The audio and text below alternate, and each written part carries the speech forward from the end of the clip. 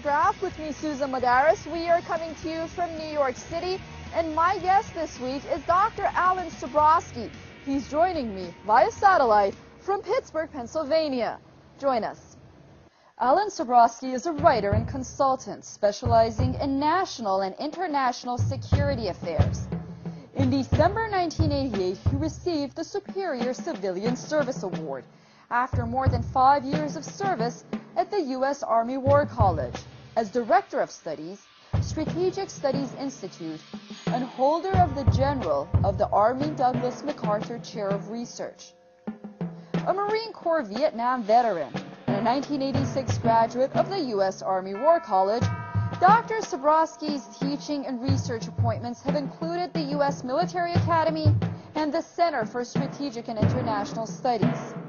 While in government service, he held concurrent adjunct professorships at Georgetown University and the Johns Hopkins University of Advanced International Studies.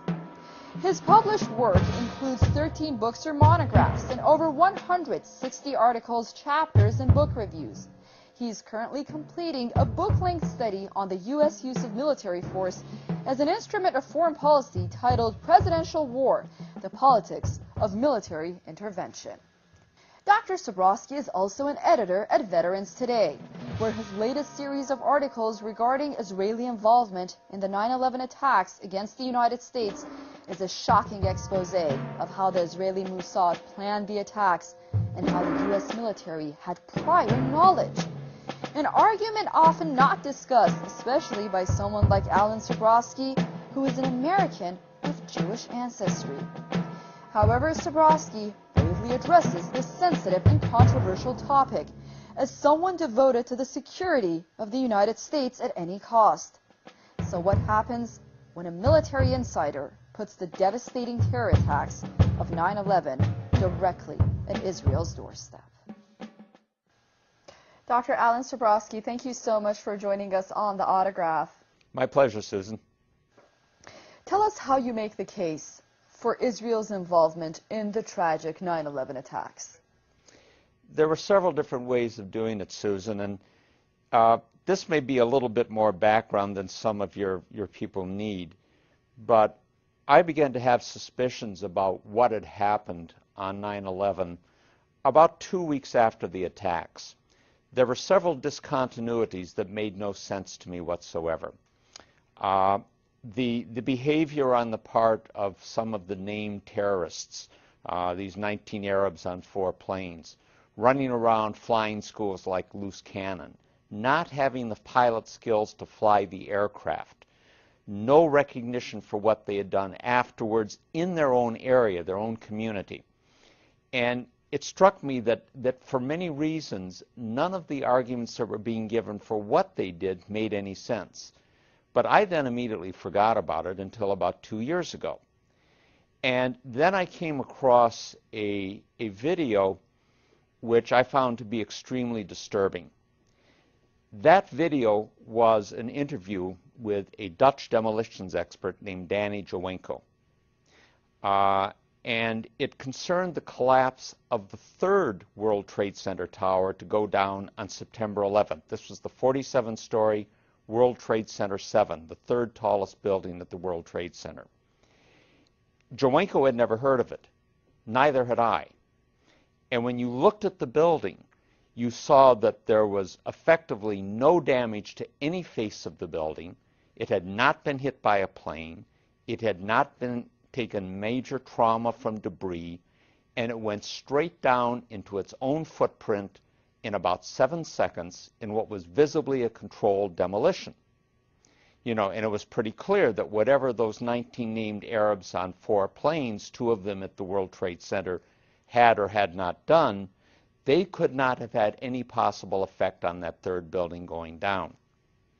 Shortly after that, I came across, partly out of my own curiosity, which this definitely aroused, and a very extensive video, both of which I've cited, by the way, in some of my recent articles, which were taken on 9/11 itself from what became Ground Zero, the base of World Trade Center 1 and 2, the Twin Towers, involving police, emergency services personnel, newspaper and television correspondence, and you can see and hear secondary explosions at the base of the World Trade Center buildings. Now, planes impacting at 800 to 1,000 feet above the ground are not going to cause secondary explosions at the ground floor. And this followed over into other reports, also there on September 11th, about vans in the area, white vans. In one case, a van was picked up by police and people arrested at the access to a major bridge. The van was filled with explosives, and the two people in it were Israelis. In Bergen, New Jersey, same day, a van with several people in it had set up cameras. Before the first plane hit, they were filming the Twin Towers, and they were celebrating. High fives. It was a good thing for them. Residents called police. Police arrested them. All 5 were Israelis. What intrigued me, in addition to angering me, was that within days, all of these reports disappeared from the media. Most Americans don't know that a third building went down at the World Trade Center. Most have never heard about the secondary explosions reported by CNN, ABC, Fox, and others at the foundation of World Trade Center 1 and 2. None have ever heard about the vans. So I began looking at this very carefully, and one of the things that I began looking at was just what would it have taken for a special operations group of any particular nationality to have done 9/11, either by having taken control of the operation we have been told about, of the 19 named Arabs on 4 planes, or having run a parallel operation where you have 4 planes being hijacked, but there is another operation being done with those in concert. And I picked up 3 particular factors that would need to be taken into account. One was motivation, a second was expertise, and the third, the critical one, was access. Now, when it came to motivation, it's probably a very sad commentary on where we are in the world today, that there are an awful lot of countries and groups out there in the world that have either real or contrived reasons to hate America.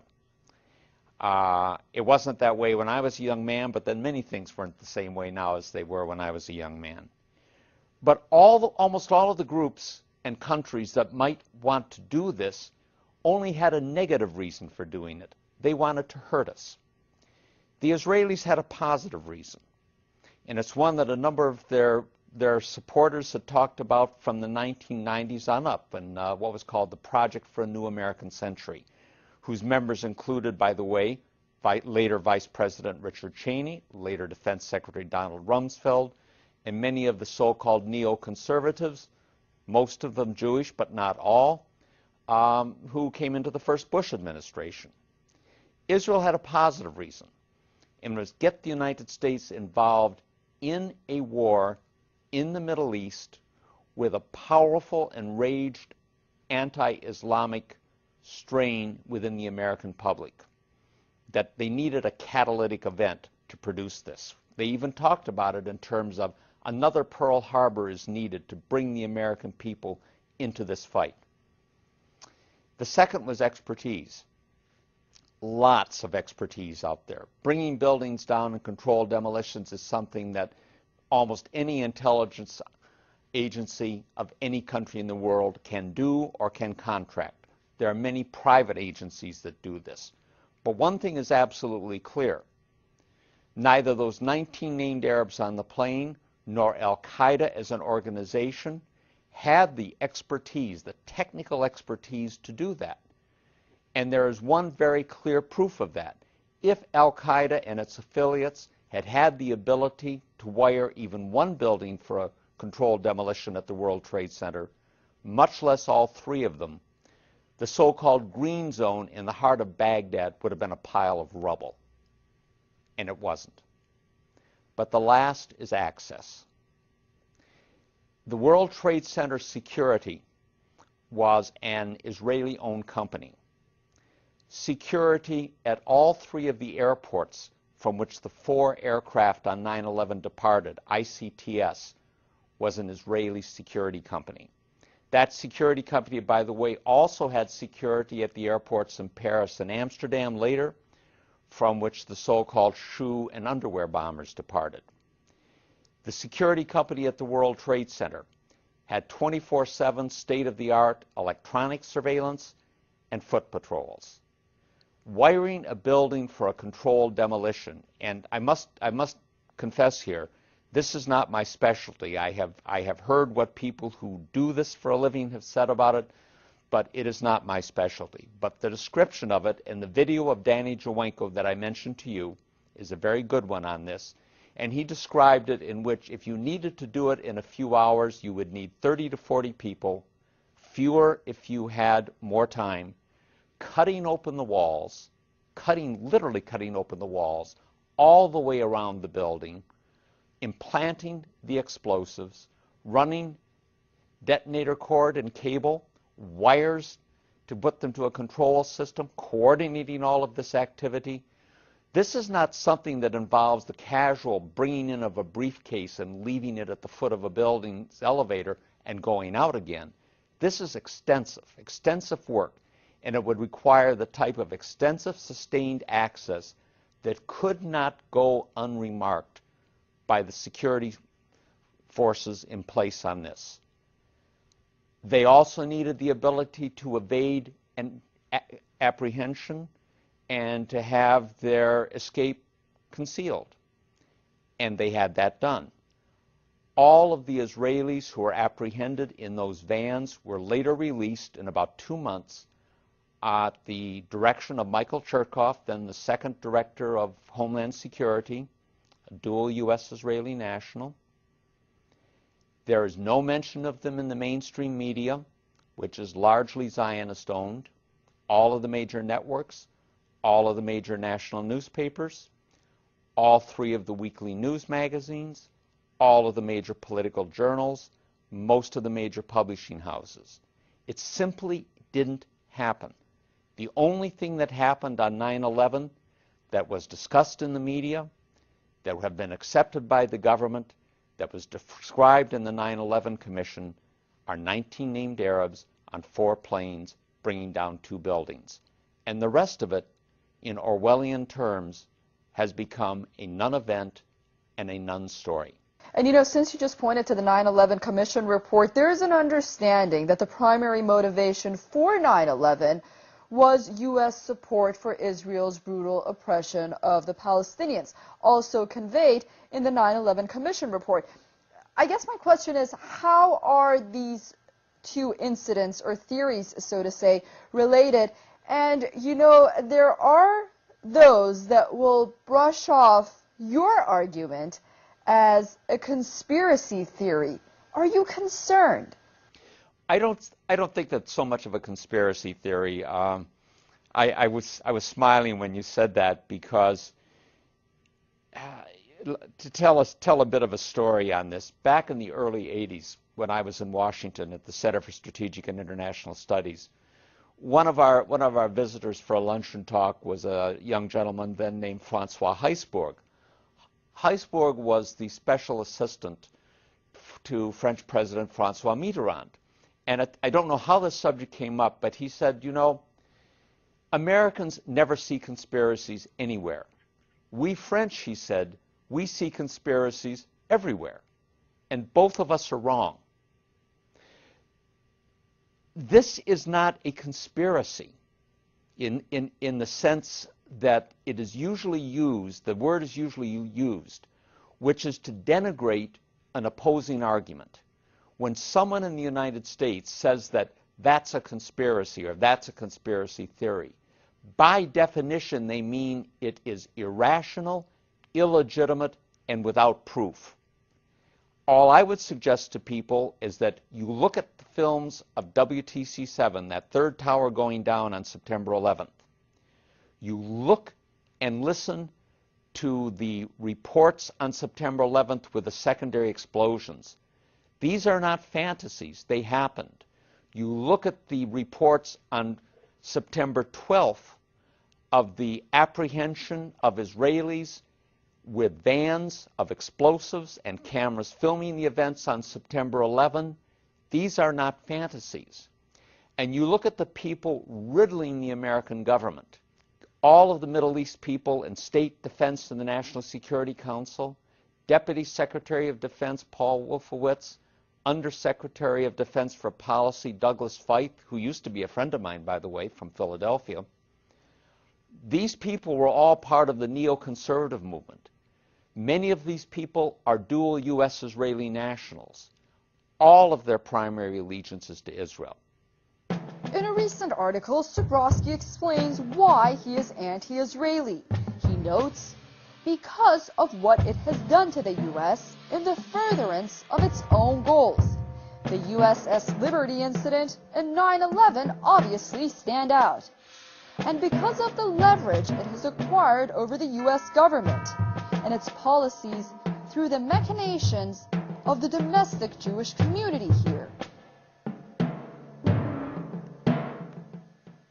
My concern is that I don't much care about other people or other countries.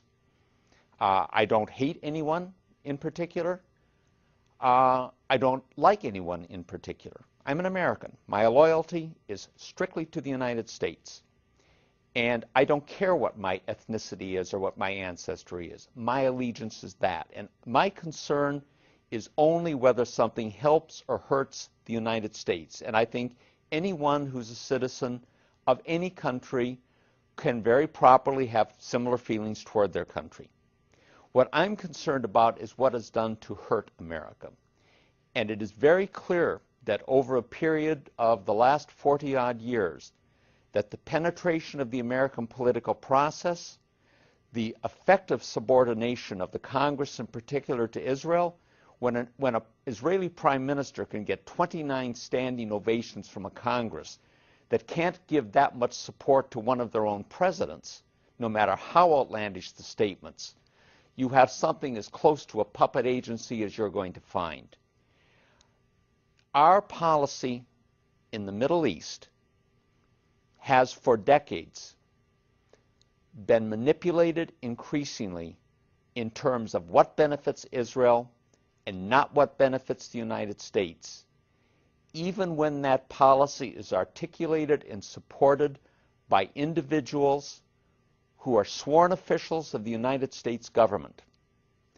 And to me, when a sworn official of the United States government, whether or not that person has dual Israeli citizenship, manipulates American policy, contrives crises and tragedies like 9/11, contrives wars like Afghanistan and Iraq, and now tries to get us into a war with Iran, all in the service of Israel, spending American lives in that process, they commit high treason, and they need to be treated in that manner. In his article, Zionism Unmasked, The Dark Face of Jewish Nationalism, Strawman looks at the differences between Jewish nationalism, or Zionism, and that of other countries and cultures. He argues that, first of all, Zionism is a real witch's brew of xenophobia, racism, ultranationalism, and militarism that places it way outside of a mere nationalist context. Secondly, Zionism undermines civic loyalty. Thirdly, the enemy of normal nationalist movement is the occupying power, and perhaps its allies, and once independence is achieved, normal relations with the occupying power are truly the norm. But for Zionism, almost everyone out there is an actual or potential enemy. I continue our interview by asking him about his theory. Well, I think the first thing to note, and I want to be sure that this is emphasized, is that is that Jewish nationalism or Zionism is not Judaism. It has nothing to do with Judaism. Many of the Zionists are very secular Jews. They are not practicing Jews in a religious sense. The thing that's intriguing about Zionism, and I think I use the phrase that it's a real witch's brew of xenophobia, ultranationalism, and militarism, with a nice scrap of regional imperialism built into it. Most nationalism is not like that. Most nationalism is intended to be a unifying force, but it doesn't go to such an extreme level. A second element of it is that when you have competing nationalisms, it's very, very rare to find anything that involves the level of antipathy and hatred to the other side. Sobrowski believes that Americans should see where they stand now, what should be done, and where America must stand if it wishes to alter the world Zionism has contrived. While he paints a realistic picture of what the current situation is, he addresses why so many attempts to contain Zionism in the U.S. have failed throughout the years. You know, a good friend of the show, James Morris, who has contributed greatly not only to this show, The Autograph, but also in raising public awareness, notably on his website, AmericaHijacked.com. I remember him saying that he was a registered Republican for many years, but ultimately found it very hard as an American to relate to that party, or the Democratic Party for that matter, and became extremely frustrated, notably because of the government's support for AIPAC and similar organizations and the United States support for Israel in general. Just recently he was quoted as saying that he has become an independent.